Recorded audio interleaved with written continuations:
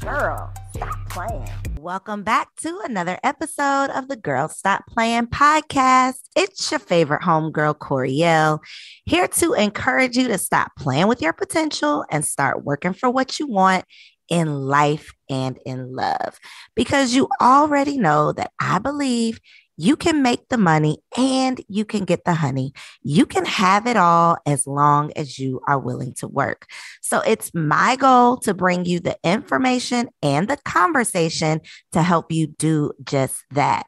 You are tuned in to a solo sermon where each and every Monday I drop a brand new mini episode, a mini solo show where I literally say a prayer and allow God to speak through me. It is truly my prayer every single Monday that this message reaches someone who has been needing a confirmation, someone who has been searching for their calling, someone who has been feeling like they're giving up on faith, someone who's been feeling like they are just running on fumes, someone who needs a good word to get their week started right. I truly, truly know the power of your mindset. I know that so many people think success comes down to having the right skill set. But what I know to be true is that true success, being able to sustain success, comes down to you having the right mindset. And mindset is truly at the root of all of the things that you desire to do. Having the right mindset to be able to manage and maintain is going to be essential. So if you are tuning in to your very first solo sermon, go ahead and, sit with me for just a little while. I don't keep y'all here long on Mondays, but make sure you go back and catch some of the replays too, okay? Because we've definitely had some real good girl talk where, again, my prayer every single time before I press record is that, God, you give me something that needs to be said. You allow me to be the voice for your vision. You allow me to be the vessel for your vision. And you allow me to speak to someone who needs some saving this week. And so if you are not connected with me on Instagram, before we get into this week's word, if you're not connected with me on Instagram, then you may not have heard the news that your girl is about to be a mother of two out here in these streets. Okay, so this week's message, this week's sermon, it hits a little different because, life is coming at me fast, y'all. And so when we're talking about God's view, when we're talking about God really, truly having the plan and having the power to know all of the things, I really, truly am living proof that, you can have all the plans. They say you plan and God laughs, right? You can have all the plans. You can have your perfect timeline. You can think all of the things that are supposed to unfold and how it's supposed to happen. And then God says, nah, sis, I got something greater for you. I got something even better for you. I got something special that I've been saving for you. So that's my first big announcement. I am bumping right along in my 6th month already. Y'all know I can keep a good secret, right? I can keep a good secret. Your girl likes to be a little private with some of the things, just until I have a chance to, let it settle in for myself before I go public. So in my 6th month, due in January with, I'm not going to reveal what kind of baby I'm having yet, but I'm excited about it. And so, yeah, that's the first thing that I wanted to share with y'all, just because I know that the algorithm be playing games. And so in case you missed my birthday announcement that I shared on my birthday, yes, send your prayers my way, because I guess this whole mommy thing isn't just a fluke for me. Like when I found out I was pregnant, I couldn't even be mad. The first time around, I'm going to have to do a solo sermon about the first time that I found out I was pregnant, because there's actually a YouTube video that maybe I'll just add one week as a solo sermon, because I went through it with my first pregnancy. I had the most unexpected reaction by myself when I found out I was pregnant. And I was really just kind of, if I can be honest, which I always try to be, I was really just kind of disappointed, because what I thought what I thought my timeline was, and what I had planned for my life in that moment was definitely not becoming a mother, um, definitely not in that time at least. I had just gotten engaged, um, literally like 2 months before, before I found out I was pregnant. Got engaged in April, found out I was pregnant in July, actually, July 8th. And I just felt like all of my wonderful, perfect plans had been ruined. So this time around, definitely had a different feeling and really just kind of felt like blessed. Like, okay, that first time, I went through it a little bit. It was a shocker, for me and Kendrick. And this time it was a shocker too, because we definitely weren't planning. I mean, obviously we weren't doing anything to prevent, but we weren't planning. But I really felt like, God, you're trusting me. Like I know this time that you really are trusting me to do this again. Like you are going to allow me to be a portal for another one of your children. Like, wow, that responsibility is truly a blessing. And I guess I got you a stamp of approval. I guess I'm doing okay with this first one. You're going to bless me with another, especially because I didn't have to try for it, which I know is, a blessing in and of itself. So I'm grateful. I'm thankful. And I will definitely be bringing y'all along for these last 4 months of this journey. But I'm not mad that time is flying by. I definitely am not mad about it because I do feel like pregnancy is like a prison. Just if I'm being honest again, I do feel like, you don't get to be yourself. You don't get to do you. You don't get to, your body belongs to someone else for 10 months. My foolish self, the first time around, thought it was a 9-month thing, but no, it's 10, just in case you haven't had a baby yet and realize that harsh realization that, yes, you are pregnant for 10 months. So that is first thing I want to share with y'all. The next thing and last thing that I want to share before we get into this week's word is that I am collaborating with 6 other amazing women who are a part of my $1 million mastermind group. And we are putting together the Wealth Experience, which is a one-of-a-kind 1.5-day opportunity for you to pull up a seat at a table full of seasoned CEOs. Now, you don't necessarily have to be an entrepreneur in order to make the most of this event. You might just be a high level, corporate manager, corporate boss, however you categorize yourself. But we are creating a wealth experience for women who are experiencing abundance, leadership, transformation, and harmony.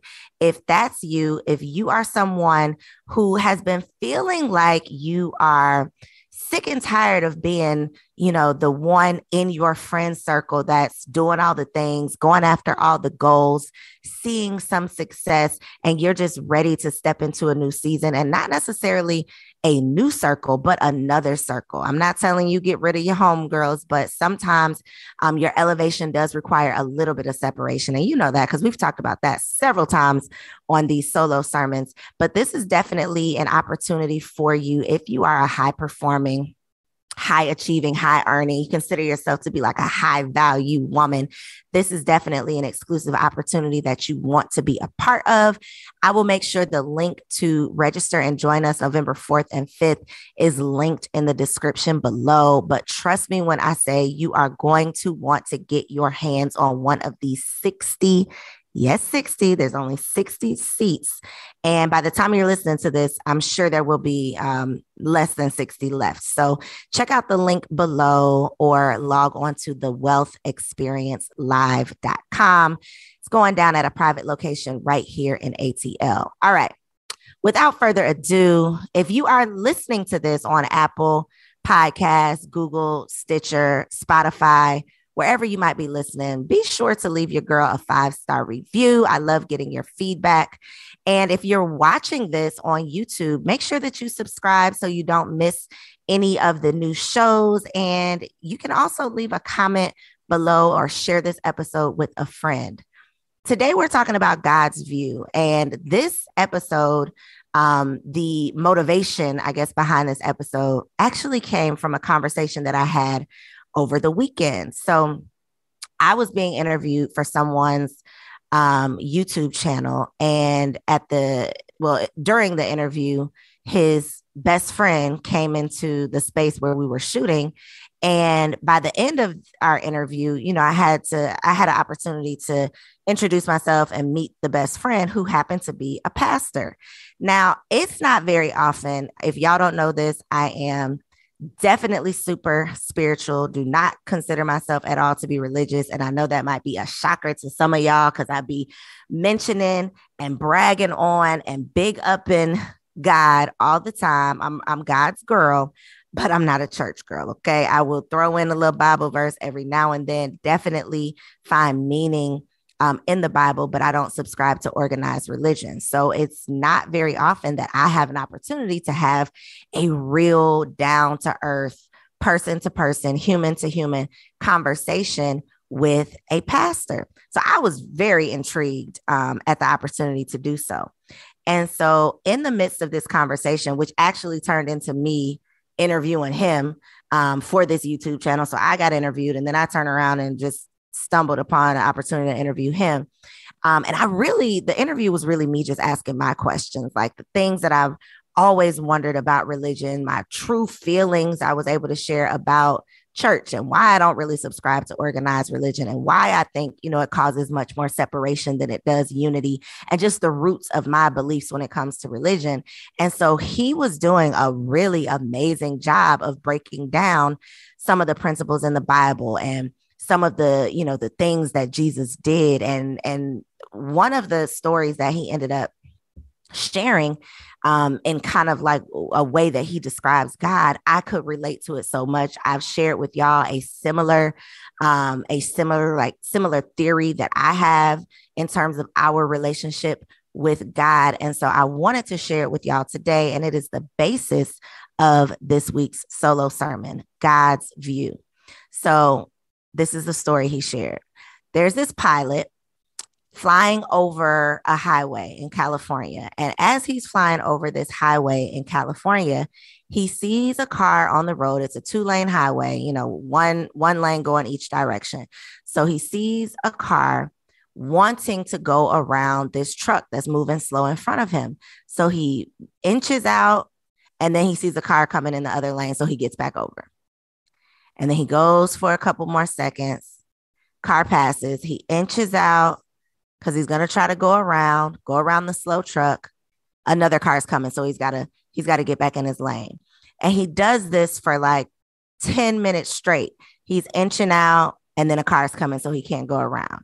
Very, very risky for anybody who's ever traveled on a 2-lane highway, right? You can literally end it all by making the wrong decision. And so this pilot is thinking to himself, man, I wish I could just tell him, like call this guy up on the phone and tell him when it's safe to go, like when he should make his move based on my view, because I have, this bird's eye view. I'm up above, I'm looking down. I can literally see things that he can't see. I can see the other cars coming. I know when it's safe to pass.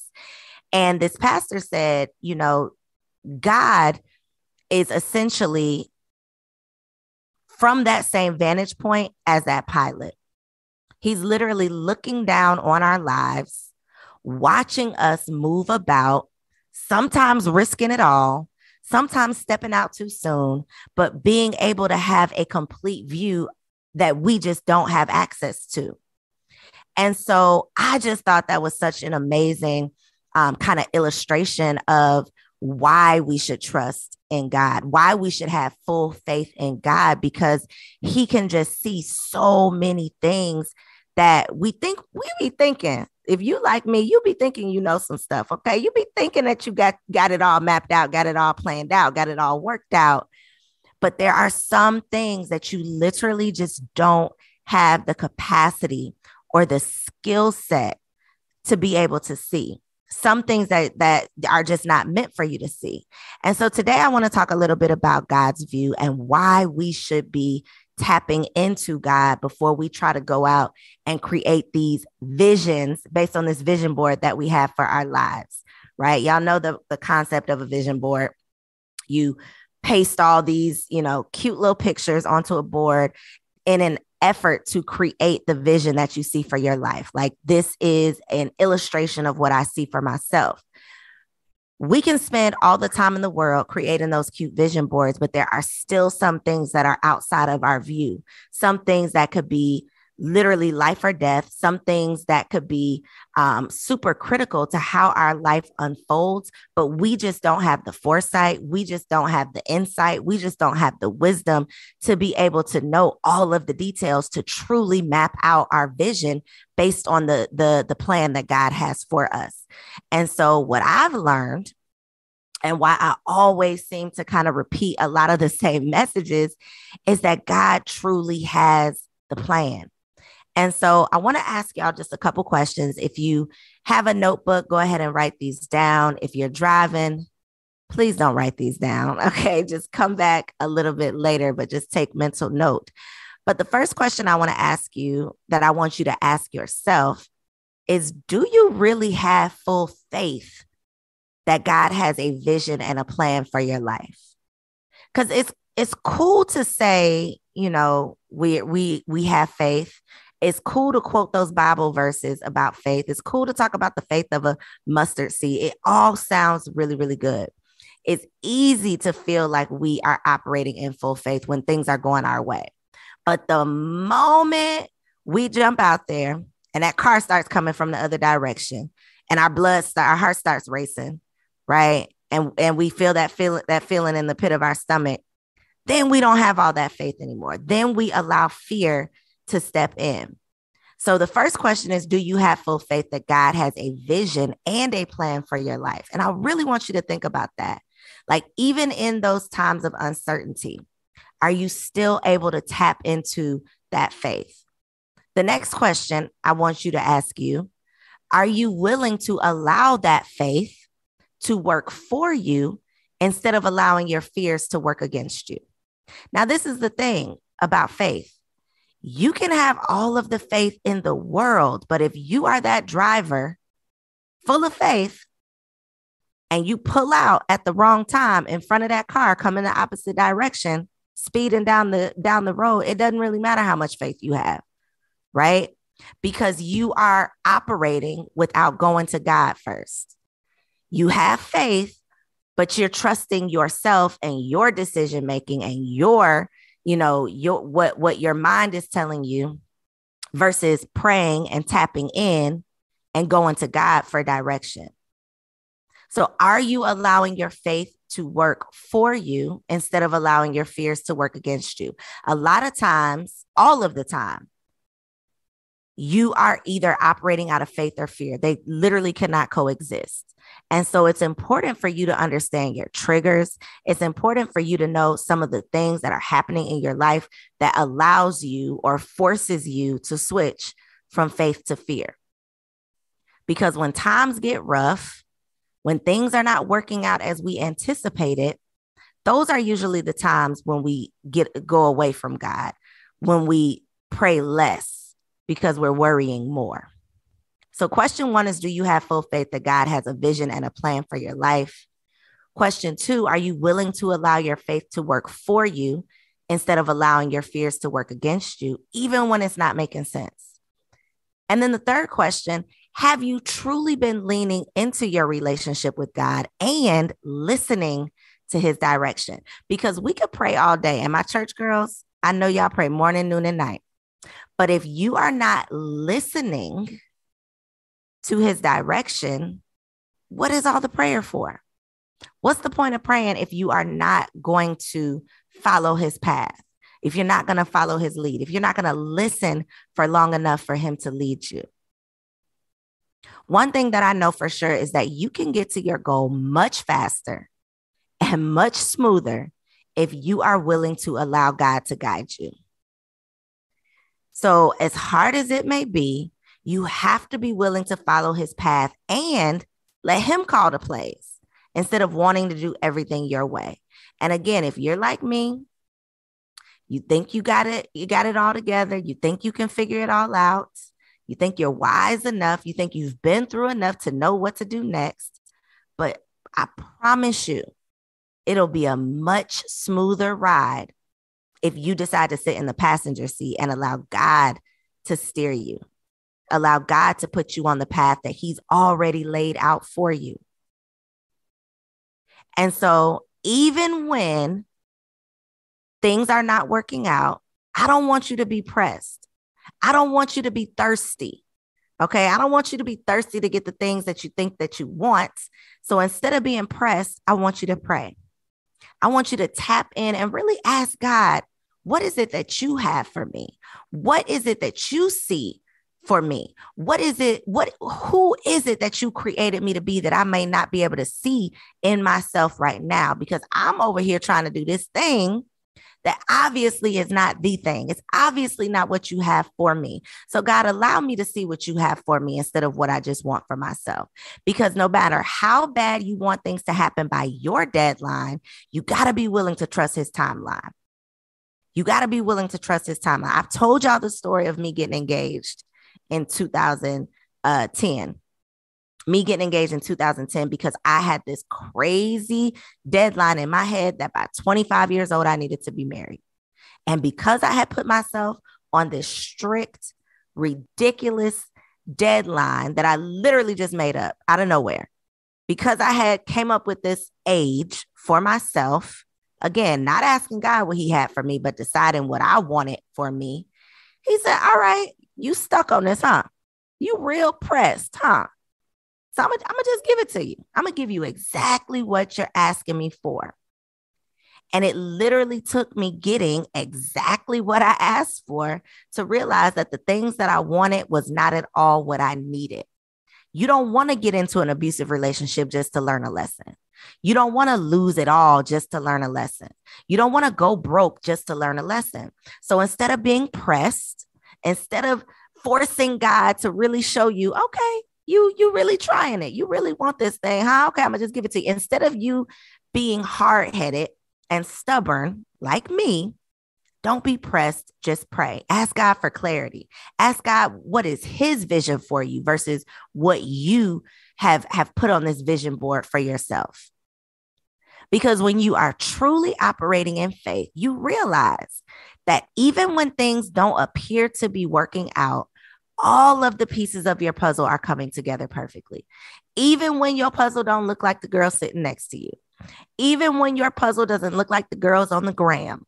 Okay? Because sometimes God's perfect plan requires a denial of the things that you think you want because they're not what you need. And you, listen, be thankful if you get that denial. Okay? Be thankful if you get that denial and you don't have to learn your lesson the hard way. God doesn't let you get yourself into a mess that you're going to have to work real hard to get out of.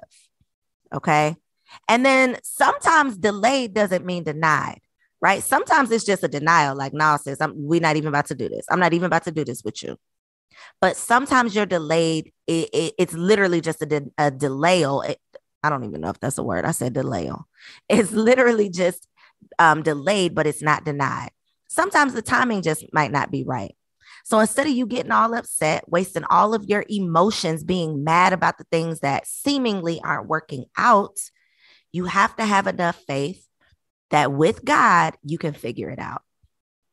Because regardless of how smart you are, regardless of how strong you may be, how great you are at solving problems, you have to put your pride aside and allow God to guide you. Allow him to be your GPS system.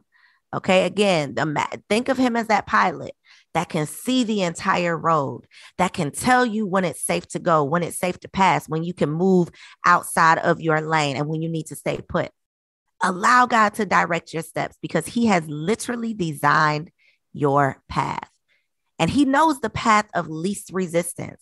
The path that's not going to require you to struggle. The path that's not going to require you to stress out. The path that's not going to require you to get into a mess. The path that's not going to require you to be broke, busted, and disgusted. He has the path of least resistance based on not only his view, but the vision that he has for you. And so you got to be willing to tap in. So whether that's prayer, whether that's meditation, whatever that means for you, you got to let go and let God work on you, in you, with you, and through you. It is truly my prayer that this message lands on exactly who needed it. I love you. I got nothing but love for you. And I'll see you on the next episode.